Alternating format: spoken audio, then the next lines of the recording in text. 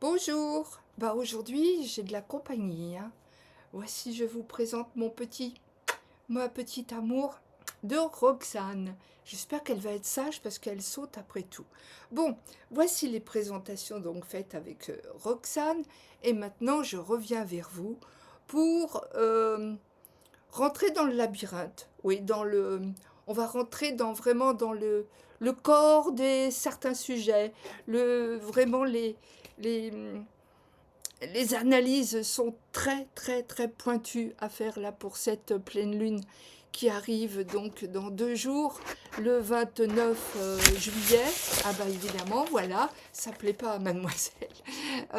Donc ça va être quand même quelque chose à comprendre, à entendre. Bon, vous avez certainement dû tous déjà lire des comptes rendus qui vont nous parler du grand panier de Barbeau, etc. C'est-à-dire qu'il y a effectivement en astrologie mondiale une configuration qui réunit certains gros titans. Entre parenthèses, ces titans, avec justement cette lunaison, cette pleine lune qui va être juste en train de réactiver ces aspects un petit peu, comment dire, difficiles à avaler, quoi. Oui, quand on dit que c'est effectivement une, une période de difficulté, oui, oui. Alors, revenons déjà sur les planètes, les titans qui sont déjà vus, que vous avez certainement lus et relus avec d'autres analyses, d'autres astrologues. Donc, effectivement, Neptune qui est au début du bélier est relié à Uranus qui est au début du Gémeaux, Jupiter qui est au début du Lion, et puis mais oh là là, je crois que j'aurais dû mettre Roxane ailleurs parce que sinon on va pas pouvoir y arriver. Roxane ici, dort. Voilà. Et puis toutes ces planètes entre elles, eh bien, elles ne manifestent pas toujours du bon sens. Oui, c'est une période donc très éprouvante. Ce que je vais tout de suite mentionner, c'est surtout la conjonction d'une planète qui parle de feu, oui, parce qu'en ce moment, l'actualité, qu'on soit dans notre hexagone ou qu'on soit quelque part sur la Terre, le feu des guerres, le feu, bah évidemment, là, en ce moment, dans notre pays, c'est lamentable, c'est le chaos, oui, parce que rien n'a été franchement prévu. Et nous allons voir sur le thème de cette lunaison euh, donc les particularités qui soulignent ces incompétences qui auraient dû être évitées. Alors, je ne vais pas vous faire un point de vue uniquement socio-politico, etc. Moi, mon but, c'est de vous montrer, de vous, oui, en fin de compte, sans prétendre tout savoir, parce que je saurais jamais tout, puis surtout là, pendant l'espace d'une petite capsule. Mais ce qui est évident, c'est justement l'analyse de certains corps célestes qui ne vont pas être abordés par d'autres professionnels. Et c'est bien dommage. Vous savez très bien ce que je pense de cette situation. Alors, qui ne devrait pas exister parce que une science comme notre astrologie, si elle n'évolue pas et si elle n'est pas justement avec ce côté pionnier là pour savoir exactement ce qu'il se passe avec précision, bah, une science pareille, une science humaine aussi valable, si elle n'avance pas, elle va stagner. Et c'est pas du tout ce que j'ai envie de vous montrer et de vous démontrer une science qui stagne et qui va rester qu'avec Pluton, Jupiter. Ouais, ok. Alors, avant d'être trop critique, je reviens sur ce qui m'a inspiré en réflexion. juste avant donc de faire cette capsule. Les planètes de feu. Nous en avons une qui est complètement, qui parle de foyer, qui parle de feu, qui parle de foi, qui parle de mission, qui parle de bénévolat aussi, mais vraiment celle qui nous parle du feu, c'est Vesta. Vesta, qui est une planète mineure de notre système solaire. C'est un astéroïde qui est situé dans la ceinture principale des astéroïdes entre Mars et Jupiter. Et Vesta, son symbole, c'est la purification. Oh oui. Alors de là à vous dire qu'en ce moment, la Terre se purifie, je peux vous le soumettre, mais je ne confirme rien parce que je ne suis pas là pour vous affirmer ce que je pense. Mais le fait est que Vesta, actuellement, est à 24, dans le 25e degré du Bélier, signe de feu, et elle est conjointe à Eris, cette planète transneptunienne qui nous parle justement de guerre, de manifestation, de difficultés. Eris, mais pourquoi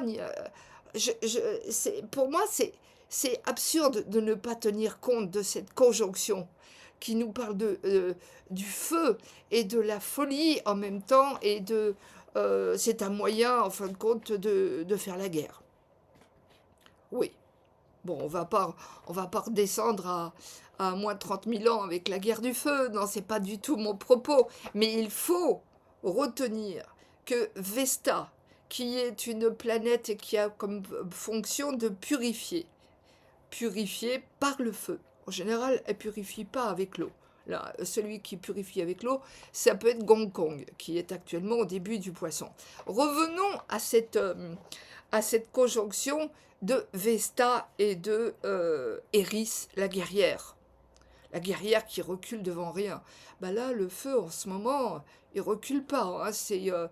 Je crois, tout à l'heure, j'ai entendu parler de 238 000 personnes évacuées. Bon, il va falloir penser à cette angoisse que peuvent ressentir au moins 238 000 personnes actuellement dans la région du Sud-Ouest. Enfin, c'est incohérent avec une bonne politique de sauvegarde et de prévention. Bon, alors, cette conjonction qui est à la fin du Bélier, elle n'est pas loin aussi de Pallas Athénée. Pallas Athénée qui se trouve à côté de Saturne. Donc, Pallas Athénée, c'est la stratégie. Ah bah oui, mais Pallas Athénée conjointe à Saturne, le régime politique, etc.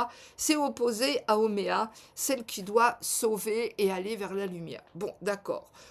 Quant à Vesta et Eris, eh bien, on va retrouver un aspect de ces planètes avec Uranus, bien sûr, avec Uranus, avec Senna et avec le Sphinx. Ouais, ça fait beaucoup. Hein.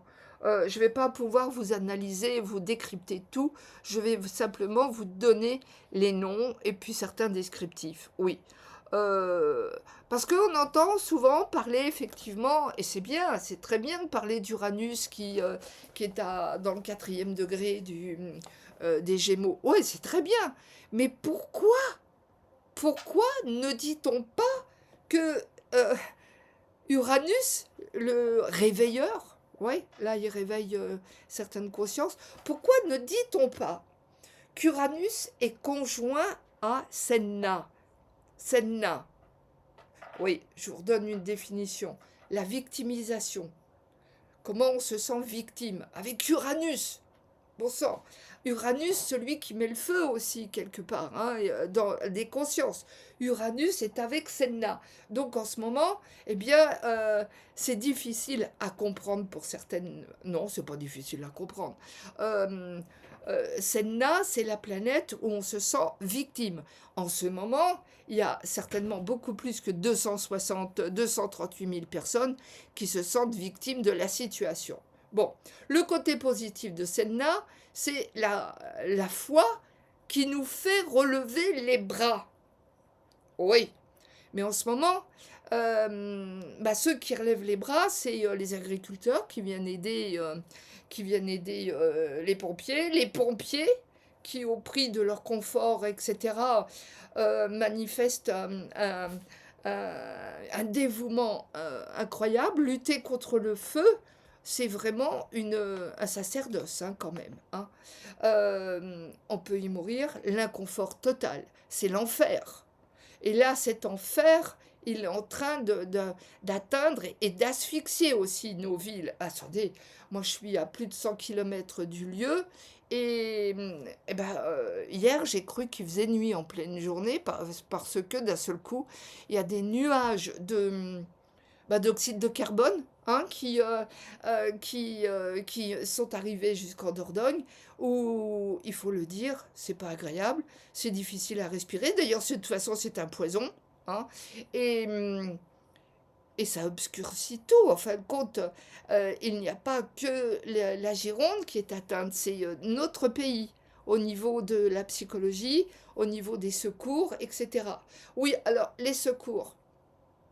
Cette pleine lune, elle est dans... Donc le Soleil est entré en Lion, il est conjoint à Jupiter, oui, mais ils sont tous les deux opposés à la Lune, ça c'est normal puisque c'est une pleine lune, opposés à la Lune en Verseau, qui elle-même se trouve conjointe à Pluton, à Arwan et à Amicus. Je vous rappelle qui c'est tout cela là, Arwan, la vengeance, l'incapacité à poser des idées autres que de s'allumer, quoi, de perdurer quelque chose de mauvais. Oui, Arwan, il fait pas dans la dentelle. Bah là, en fin de compte, pour les animaux, pour la végétation, pour les habitants, oui. Là, mais qui se venge de quoi? Ou qui est incompétent? Oh, oh, je pose la question quand même. Qui est incompétent? Qui ne répond pas aussi aux besoins de son peuple? Oui, bah il y a Saturne, là, en fin de compte, qui est carré aussi à Aquaire en Capricorne. Donc, Quar, il peut toujours faire le chaman et danser et prier. Le gouvernement, on va dire, ou tout au moins les représentants de notre pays, quoi. Ils peuvent toujours... non, ils font rien. Ils font rien, quoi. Je ne sais pas si vous avez entendu aussi comment dire, les réflexions qui ont été écrites. Alors, je ne peux pas confirmer. Non, c'est pas à moi de confirmer. Mais ça a été dit sur plusieurs chaînes de télévision. Sur CNews, évidemment, entre autres. Je crois bien sur CNews. Enfin, je m'avance peut-être un peu. Mais bon, en tous les cas, sur différentes chaînes de télé. Nous avons eu comment dire, une offre de la Russie pour envoyer des Canadair, pour envoyer du matériel, pour envoyer des gros avions. Eux, disons qu'ils sont armés contre le feu. Il n'y a pas eu de réponse de fait. Il n'y a pas eu de retour à cette proposition. Je trouve ça inadmissible. C'est pas qu'une question de politique, c'est une question de bon sens, quoi. Mais voilà, il n'y a pas que notre pays qui est sous les flammes, il y a l'Espagne aussi et encore d'autres pays. Ce n'est pas normal. Nous allons dès demain entrer dans la 4e phase de canicule. 4e phase de canicule en même pas 2 mois. Bon, alors que Jupiter soit passé en Lion et qu'il surchauffe, ok, mais si à chaque fois que Jupiter passait en Lion, nous avions une série de canicules, ça se saurait. On serait averti, on ferait en sorte de survivre et de faire survivre aussi nos jardins, nos animaux, les oiseaux qui n'ont plus d'eau, etc. Enfin, c'est lamentable. Voilà. Et Jupiter, je vous le rappelle, il a un cycle régulier de 12 ans. Donc en ce moment, cette pleine lune, Jupiter et le Soleil sont dans le Lion. Ils sont pas tout seuls d'ailleurs, ils sont avec Varuna. Varuna, ah oui, Varuna, corps céleste transneptunien. Varuna, en fin de compte, est à 10 degrés du Lion. Je vous en ai déjà parlé, mais je vais réitérer. Alors, Varuna, c'est le créateur du monde. Oui, c'est un des créateurs du monde. Mais du monde qui se veut beau, qui se veut dans l'harmonie, dans la paix, dans la joie, dans l'amour, le respect de la végétation, des fleurs, de, des sentiments de bien-être. Ça, c'est Varuna, créateur du monde.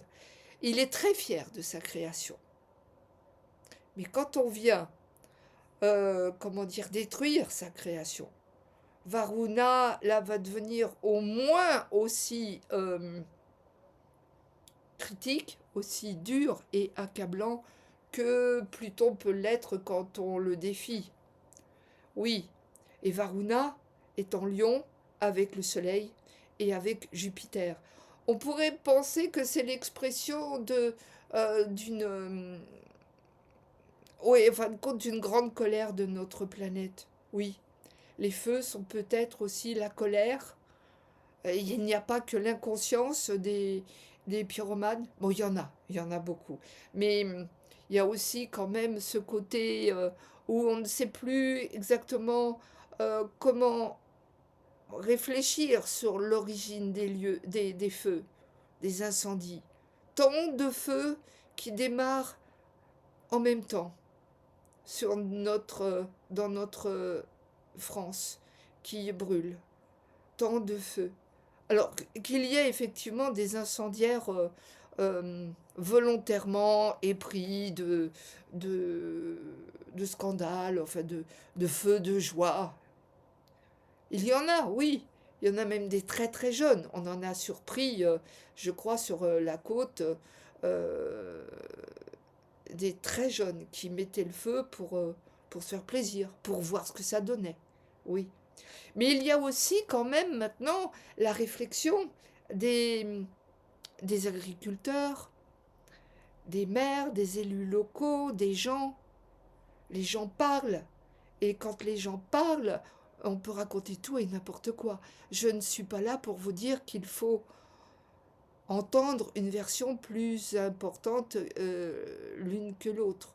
Mais par contre, ce qui est important aussi à comprendre, c'est que toutes les terres brûlées vont resservir pour manifestement être couvertes de panneaux solaires. Oui. Ah, bah pour les oiseaux, ça va être pratique. Hein. Ouais. Pour les écureuils aussi, pour la faune aussi. Ouais, ça va être très pratique. Mais de toute façon, l'an passé, déjà avec les feux qui étaient comment dire, au pied des Pyrénées, Perpignan, etc. Ben vous pouvez aller voir. Hein. Il y a déjà beaucoup de terrain, des vignes. Auparavant, c'était des vignes. Maintenant, c'est des champs de panneaux photovoltaïques, solaires, etc. Bon, alors, accuser qui que ce soit, c'est pas mon propos, vous avez bien compris. Mais par rapport au thème qui est devant moi, on ne peut pas s'empêcher de penser qu'il y a une logique qui n'est pas celle des habitants, qui n'est pas celle de la nature elle-même. Bon, alors cette nature en ce moment, elle souffre. Chiron est rentré dans la constellation zodiacale des taureaux. Chiron, vous le savez, c'est celui qui va éveiller, qui va guider. Oui. Mais Chiron, c'est aussi la réflexion bouddhique ou christique, enfin ce que vous voulez, mais c'est la réflexion, la foi, la protection, etc., le dévouement. Et c'est aussi la blessure. Bah oui. Bah l'agriculteur, il est blessé. Les jardins sont blessés. Les animaux, mon Dieu, les animaux. Mais que font les hommes quand on pense à la souffrance animale? Moi, ça me fait mal, hein, ça me fait mal. Hein. Vous avez vu, je suis très attachée aux chats. Hein. D'ailleurs, elle dort, elle s'est endormie, Roxane. Oui, mais il y en a beaucoup euh, qui sont en train de se réveiller. Hein. Euh, D'ailleurs, dans les réseaux et tout ça, là, ce matin, je voulais, parce que je veux pas scroller pendant toute la journée, mais quand même, ce matin, là, il y avait tellement, tellement de hurlements de la population en disant non mais pourquoi on n'a pas de Canadair? Pourquoi est-ce que depuis l'année dernière, alors qu'il y a eu des feux très importants l'an passé, pourquoi est-ce que le budget pour réparer ce matériel n'a pas été débloqué? Oui, il n'y a, je crois, actuellement que 5 Canadair qui peuvent tourner sur la France. Ouh, ouh. Alors maintenant, l'armée va arriver aussi, heureusement, pour secourir un peu, puis aider les pompiers et les agriculteurs. Oui, avec, je crois, ce gros avion 400, je sais pas quoi, j'ai entendu 400, qui va pouvoir aider les, les pilotes de Canadair. Faut pas oublier non plus que les Canadair, quand ils déversent de l'eau, l'eau s'est évaporée avant d'arriver sur Terre. Oui. Donc il faudrait au moins trois quatre Canadair qui se suivent pour que l'eau arrive à éteindre les flammes.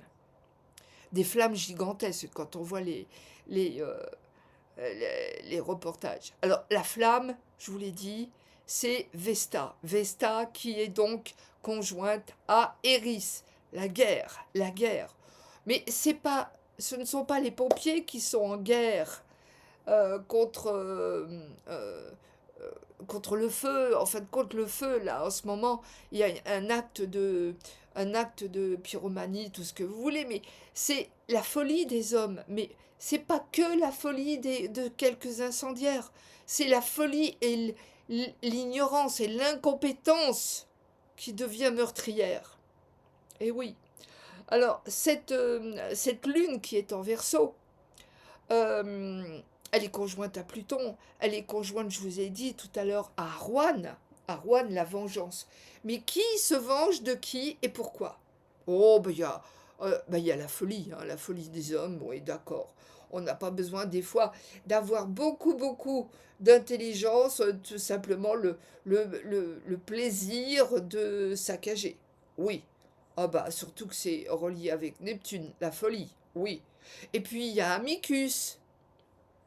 Vous savez, Amicus, celui qui aime massacrer, bah, il est à côté aussi de Junon et de Pluton et de la Lune. Alors on va s'en sortir quand de tous ces mécréants qui font du mal à notre terre? Il n'y a pas que la France, hein, à notre terre et aux animaux. On va s'en sortir quand?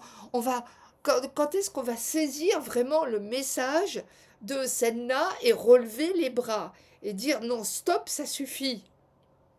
Est-ce qu'il faut que des villes entières brûlent pour que on, on manifeste notre mécontentement collectif?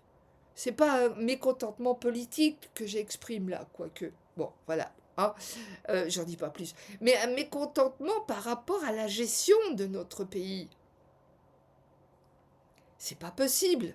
C'est absolument pas possible de continuer à déverser non pas de l'eau, mais de déverser pour l'Europe, pour certains pays en guerre, vous me suivez, de déverser des sommes inouïes, et nous, de continuer à voir nos forêts, nos villes brûlées? Non, mais il faut arrêter. Mais quand est-ce que... Bon, alors évidemment, euh, qui va faire en sorte d'arrêter? Bah, il y a certaines nouvelles têtes qui sont là pour hurler le mécontentement du peuple. Bon, maintenant, seront-elles suivies? Mais il y a tellement... je sais pas, mais on est un peu dans ce labyrinthe, un peu pieds et poings liés. C'est à nous aussi, par solidarité avec les planètes en Verseau, normalement, on doit aller vers la solidarité. Vénus aussi est arrivée euh, à la fin, je crois dans la troisième décan de la Vierge. D'ailleurs, oui, Et Vénus, troisième décan de la Vierge, elle est opposée à qui? Elle est opposée à Nessus, les bad boys, les empoisonneurs, ceux qui sont au service du, de l'incohérence, de la folie, du meurtre, du viol, du mensonge. Ah, en parlant de mensonge aussi, je me suis aperçue qu'il y avait une transneptunienne Borazizi. Ah oui, quel drôle de nom, mais je sais, mais j'y peux rien.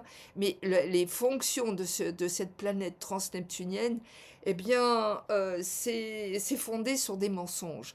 Borazizi, c'est des illusions, c'est les mensonges, c'est prendre les gens pour des dupes.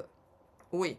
Eh bien, Borazizi, j'ai perdu Borazizi. Non, non, non.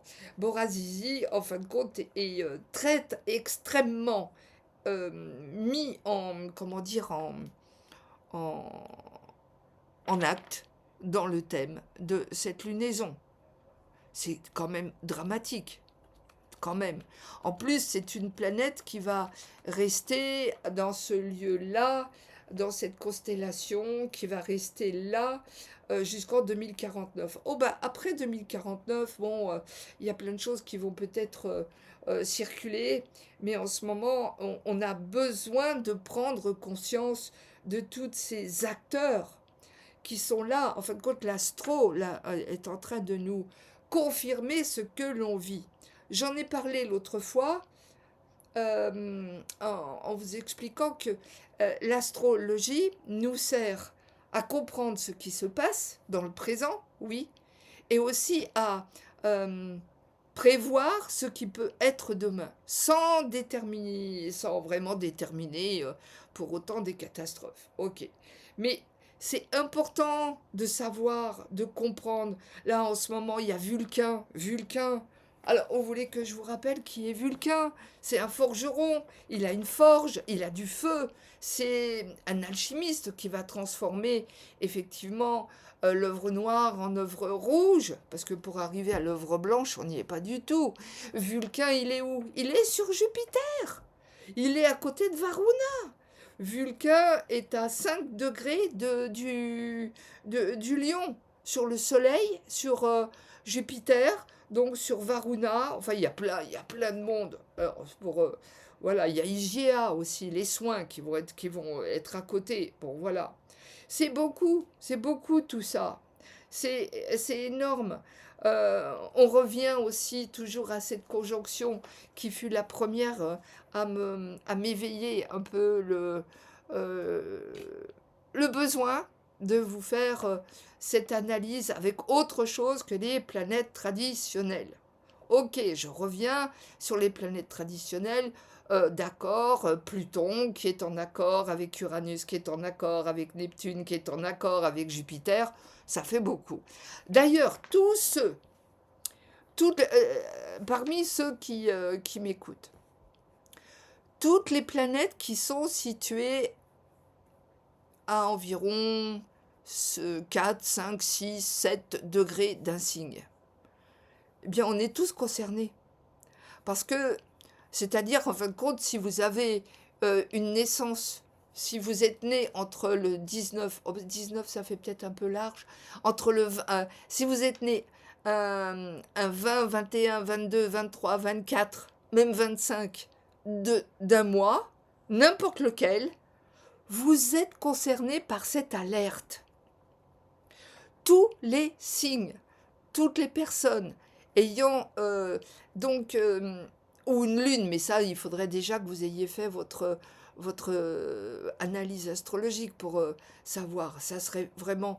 Là, de toute façon, je ne peux que vous encourager à comprendre qui vous êtes et ce qui vous anime, parce que nous entrons dans une période d'alarme et d'alerte. Donc chaque personne va être un peu en alerte aussi. Alors si vous êtes né, je reviens, soit le 19, 20, 21, 22, 23, 24, 25 d'un mois, n'importe lequel, vous êtes concerné par cette lunaison. Soyez prudents. Oui, Oh, mais je suis pas un oiseau de mauvais augure, hein, mais puisque toutes ces planètes, Pluton, Arwan, Amicus, Junon, euh, Jupiter, qu'est-ce que j'ai dit? Oui, Varuna, Vulcain. Ah, je vais toutes vous les citer. Varuna, Vulcain, euh, euh, donc Senna, Uranus, Senna qui est à côté du Sphinx. Le Sphinx, c'est aussi un astéroïde. Et qui nous dit, mais est-ce que vous vous posez les bonnes questions? Ouais, vous savez, le Sphinx, si on prétend savoir tout plus que lui, mauvaise limonade, hein. Mais c'est à côté de Senna. Donc là, le Sphinx se rapproche d'Uranus et nous dit, mais qu'est-ce que vous attendez pour répondre? Pour répondre. Alors donc il y a aussi, je vous ai dit, hein, Pluton. Euh, ah bah voilà, elle s'est réveillée. Elle s'est réveillée, ma coquine. Voilà, donc tout ça, si vous avez des planètes qui se situent au début des signes, si vous savez que vous avez la Lune qui se situe aussi aux environs du 5e degré de n'importe quelle constellation, faites attention.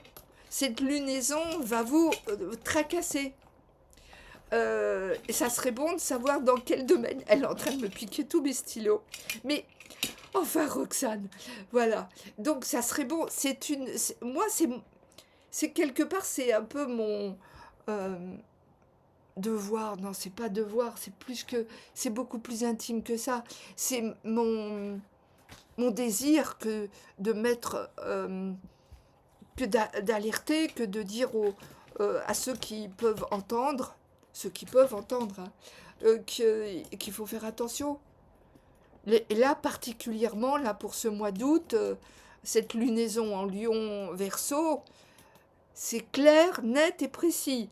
Si vous avez des planètes qui vont être dans cet orbe de début d'un signe, vous êtes concernés. Et on a tous des planètes pratiquement. Bah moi j'ai ma Vénus, j'ai mon Soleil, plein de choses. Donc bah oui, mais moi en fin de compte, moi c'est pas intéressant, j'allais dire.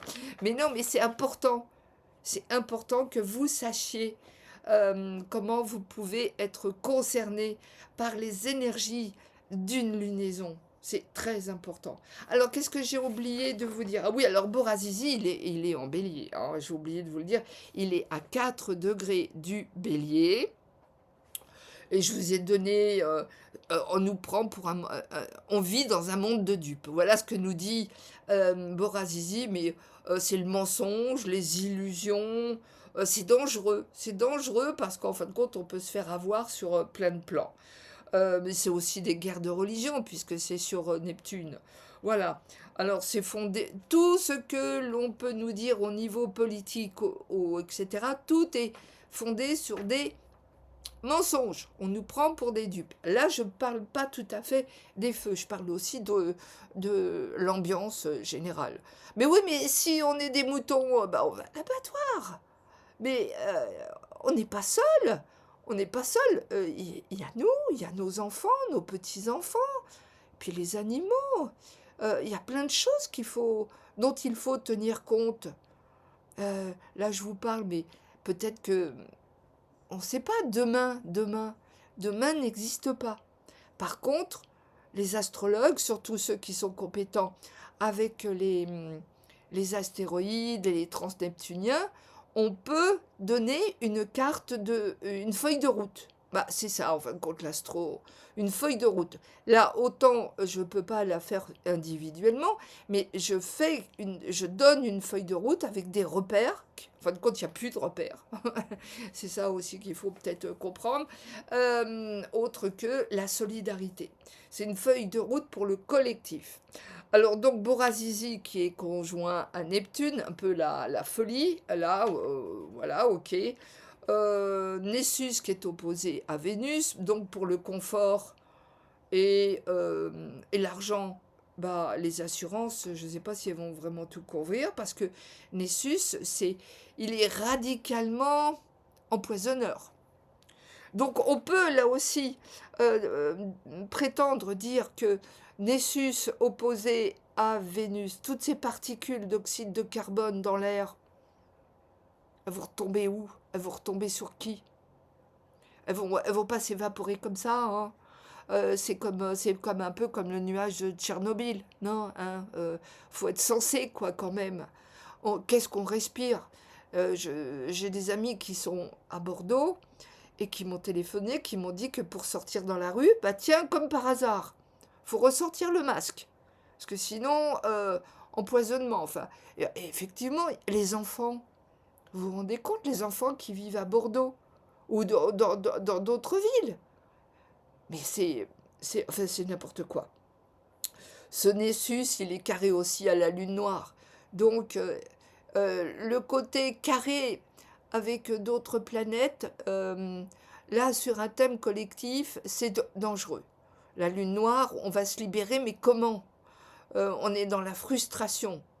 Ah ben ça, pour être dans la frustration, on l'est. Ouais, ok. Bon, quels sont les points encore les plus importants que je pourrais vous dire? Enfin, parce que la feuille, la feuille de route, elle est... hein, je l'envoie à ceux qui m'en font la demande. Vous le savez. Là, je vous la montre, où j'ai mis tous les astéroïdes à côté des planètes, avec certains aspects. Donc, il y a mes notes aussi.